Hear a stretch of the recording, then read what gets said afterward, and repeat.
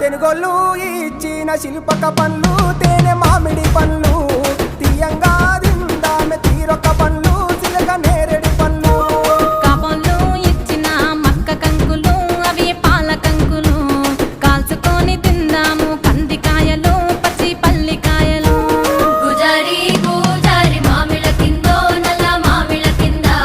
కుసుమరోళ్ళేసిన కుందన బొమ్మ అది కుందన బొమ్మ